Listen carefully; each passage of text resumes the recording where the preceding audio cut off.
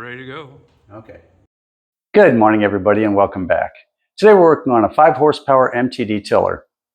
Now this one has a problem I've never seen before. I see a lot of times when people decide to give it a shot fixing something themselves, but this time he left parts out when he put it back together and it still ran. Now he told me that he had to use the choke to control the speed, and I wasn't quite sure why, and I figured it was a linkage problem. It wasn't. So, all you new people out here, go ahead and subscribe. It's free, and it's what we work for. So let's get started.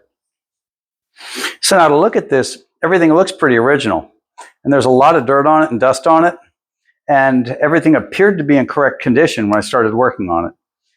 But what I had was you could only control the speed by choking the engine. And of course, when you're choking the engine, you're making it run really, really rich. So that's not a great way to control the speed. But I looked at the dirt on it and thought it had been untouched. But it turns out I was wrong. After playing with this and playing with the linkage and realizing that even doing this, which controls the throttle body, did not slow the engine down, I stuck something inside. And then I discovered this. Now, anybody that knows something about little engines knows you should not be able to pull that because there's a butterfly. Turns out on this carburetor, there's no butterfly in here. It's just an open path. So that's the problem. Somebody took the butterfly out of the carburetor. So we're going to go ahead and pull the carburetor and put a new one on and see if we can't get this guy running the way it's supposed to. So as always, I'm grabbing a magnet and I'm going to put it over here out of the way. And we use that to hold all our nuts and bolts while we're working. That way we won't lose any screws. And when we put it back together, if we've got another screw sitting on the magnet, then we know that we missed something. So we'll start off by pulling pretty much every screw that we can find that might be holding this carburetor on. And on these, you usually end up dropping the tank to get to it. But every one of them is an adventure. They're always a little bit different from one to the next. Okay, that'll get our linkage out of the way for our choke lever. So go ahead and we'll take this and put it off to the side where we won't lose it. And funny enough, I'm also putting it on the magnet. If you look at the magnet, it's got all that stuff on it. So now let's get to the next one on the gas tank.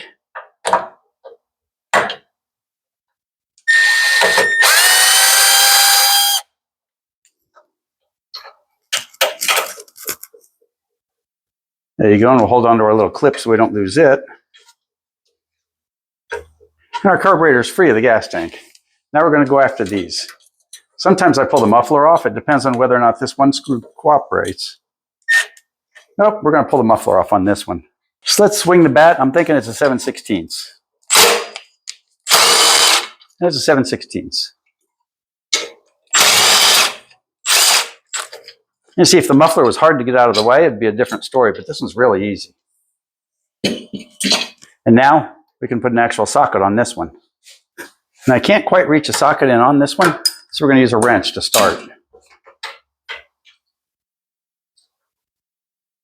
least we're going to try to. Whoever put this bolt on did it with a vengeance. Okay, since this bolt's stuck as anything, let's grab our big screwdriver. There we go. Okay, the only thing we've got left now is we have to lower the gas tank, which means one bolt way underneath here. So let's take that one bolt off. It's a 3/8 on a really long extension.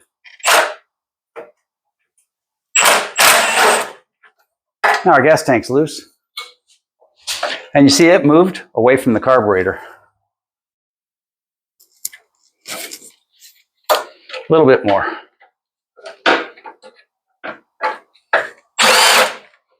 There we go. And we'll take this along with our other bolts and put it up here. And now this is moving separately and it won't let go of the carburetor, but it will at least give us a little bit of room to work to get to this one. We'll take a quarter and we'll take this one off next. And when you're doing something like this, make sure you get a picture before you take all this apart, because it's not going to be obvious when you're putting it back together.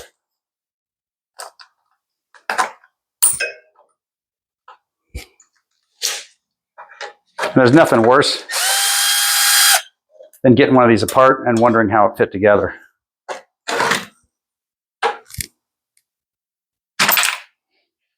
There you go. It gets our linkage out of the way. Well, it will in just a moment. Come on, buddy. Come on, buddy.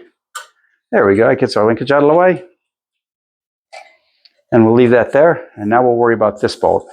You can see our gas tank moves a little bit, but she's still pretty tied up in here. And that's just the nature of the linkage on this one.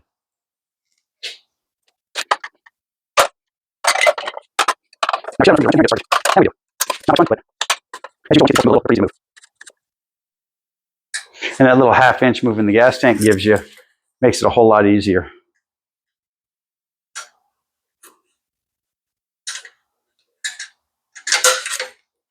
And that one went in. And we're free. Now this motor does run as it sits, but if we look inside the carburetor, as you can see, there's no butterfly, and there's no trace of a butterfly anyplace.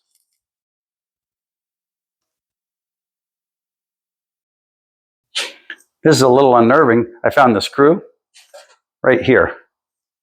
So the butterfly was removed, and the screw was left behind. The butterfly was removed, and the screw was left behind, just laying there inside the carburetor, and it found its way in. But there's nothing in there. There's no butterfly or any hint of it in the carburetor. So this is not much fun. But we bought a brand new carburetor only because this one is missing parts. And finding the exact butterfly for this one and getting it in on this one would be difficult. But since we did not find any trace of a butterfly anyplace, it's obviously someplace. Somebody must have taken it out.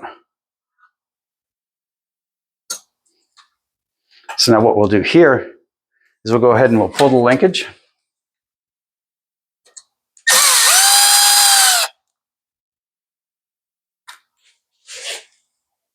And we'll get this reconnected.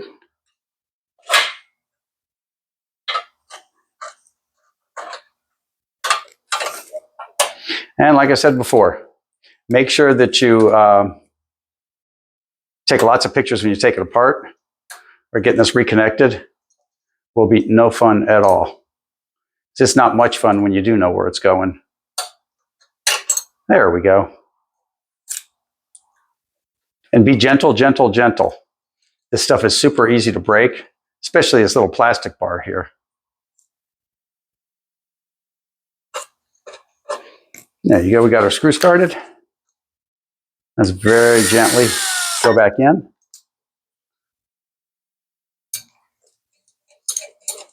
Okay, everything looks to be moving correctly. Our gasket looks okay, so we're going to go ahead and keep going with it. And now we start putting everything back together.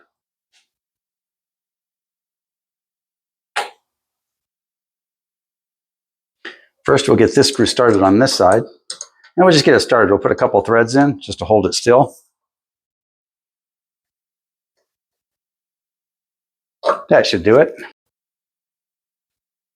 Okay, now let's get this screw started back over here before we bolt the tank back up. Because this is the tight one that's hard to get to.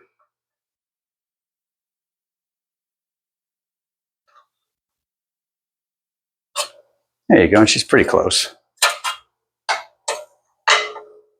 So let's tighten everything up. Let's see what we've got. Now this one we can use the...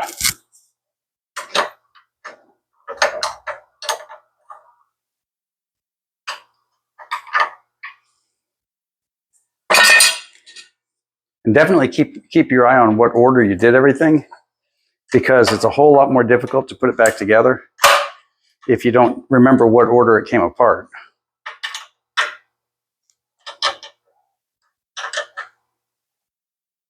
There you go, that's nice and snug.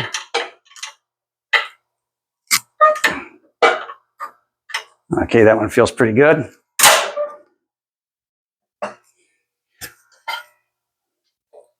Let's get our vent on. Now we'll bolt our tank back up on the bottom.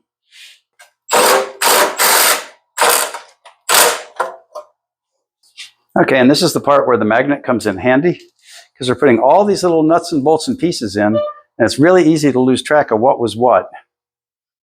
So we'll take this one first, because it's got its own little clip, and we'll go ahead and get her started.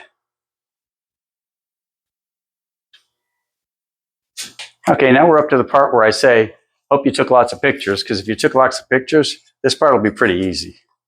If you didn't take a lot of pictures, you want to pay attention, especially if you're playing with one of these.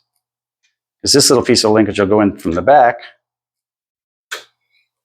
and when we're done, I'll take a top shot on it. And that fits right there. And of course, we can adjust this to move it around to get it to line up correctly.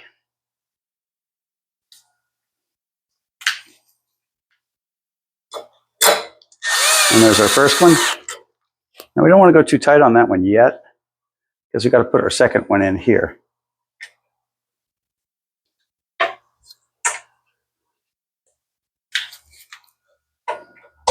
Let's bump it out a touch. There we go. Now we can get our second screw in.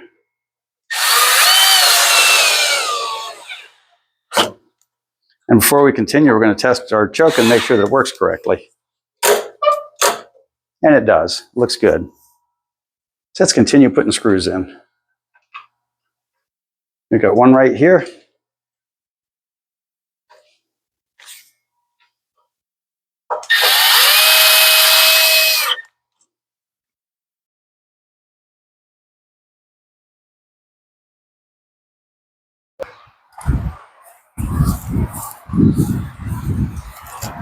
Okay, I went ahead and put the muffler on and put the air filter on before we tested it.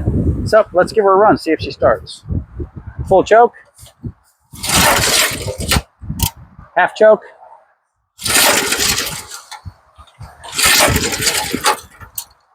No choke. Fair enough.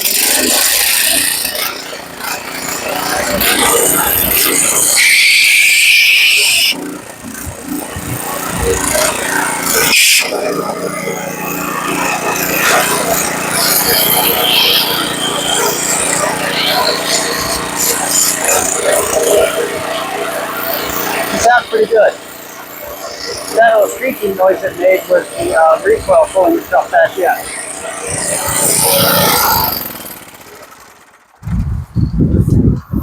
Okay, that sounds pretty nice. And starting after a couple of pulls, after all that time sitting, I'm pretty happy with her. I was pretty speechless when I saw what was wrong with this one. Somebody took the butterfly out, and they obviously redid the carburetor, because the carburetor did run before, but they didn't put the butterfly and the screw back in. That screw was just laying there in the intake. If that screw had found its way into the engine, that would have been the end of that motor. The butterfly, however, would not have found its way all the way into the motor because it's too large to fit through the head. It would have been stopped where the carburetor meets the head. So if you're taking yours apart, make sure you take lots of pictures and be careful putting them back together. Keep all your parts together and make sure you use all of them. So thank you guys for watching, and all you new people, you made it this far, you might as well subscribe. We'll see you next time.